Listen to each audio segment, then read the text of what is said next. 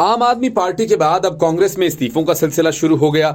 लोकसभा चुनाव तक अरविंद केजरीवाल और कांग्रेस अपने विधायकों को बचा पाएगी। अब यह सवाल इसलिए उठ रहा है कि आम आदमी पार्टी और कांग्रेस दोनों ही तेजी से बिखर रही हैं और ऐसा लगता है कि दोनों ही पार्टियां बीजेपी के सामने सरेंडर करने की तैयारी में हैं। कांग्रेस के सामने अपने 16 विधायकों को बचाने की बड़ी चुनौती है, क्योंकि बीजेपी का इरादा गुजरात में तीसरी बार क्लीन स्वीप करने का ही नहीं, बल्कि हर सीट से कम 5 लाख के अंतर से जीतने का है। कांग्रेस के खंभात से जीतकर विधायक बने चिराग पटेल के इस्तीफे के बाद अब अटकलों का दौर शुरू हो गया है। कांग्रेस विधायक पद से इस्तीफा देने के बाद चिराग पटेल ने कांग्रेस पर हमला बोला। पटेल ने कहा कि कांग्रेस में आंतरिक गुटबाजी चरम पर है, आने वाले दिनों में और भी विधायक इस्तीफा देंगे। चिराग पटेल ने तंज कसते हुए कहा कि पार्टी के विधायकों में सिर्फ अमित चावड़ा बचेंगे। कांग्रेस लोकसभा चुनाव से पहले शून्य पर पहुंच जाएगी। 7 दिन में गुजरात विधानसभा के आम आदमी पार्टी और कांग्रेस के 2 विधायकों के इस्तीफों के बाद खलबली मच गई। आम आदमी पार्टी की हालत तो और खस्ता है, क्योंकि पार्टी के दोनों बड़े नेता अपने अपने काम धंधे में लग गए हैं। उन्हें सियासत से ज्यादा परिवार के लिए पैसा कमाने की चाह है। पहले आम आदमी पार्टी और फिर कांग्रेस में सेंधमारी के गुजरात में दोनों विपक्षी दल बैकफुट पर आ गए हैं।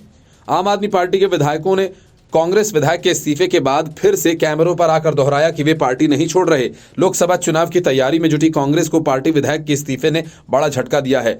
विधायक ने पार्टी से भारी गुटबाजी का आरोप लगाया और ऐसे में बड़ा सवाल यही कि राहुल गांधी ने भले ही गुजरात के मोर्चों पर 2 राज्यसभा सांसदों को लगाया, लेकिन पार्टी से गयाराम का सिलसिला रुक नहीं रहा। ऐसे में पार्टी खुद की मजबूती और जनता में अपने विश्वास को कैसे मजबूत करेगी? यही हाल आम आदमी पार्टी का भी हो गया है। पार्टी ने एक विधायक को खो दिया है और तो और विधायक दल के नेता चैतर वसावा जेल में हैं। ऐसे में पार्टी आगे बढ़े या फिर घर को संभाले? कांग्रेस से इस्तीफा देने वाले चिराग पटेल का अगर दावा सही निकला और कुछ और कांग्रेस विधायकों ने इस्तीफा दिया तो निश्चित तौर पर कांग्रेस के लिए बड़ा सिरदर्द होगा। पार्टी विधानसभा में पहले ही नेता विपक्ष का पद खो चुकी है और अब उसके पास बाकी विधायक बचाने की चुनौती है।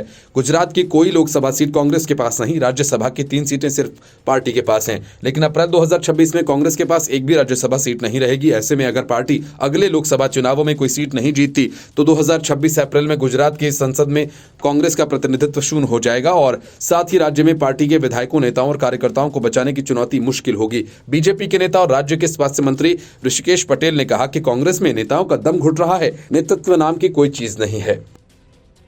Bureau report, news of India.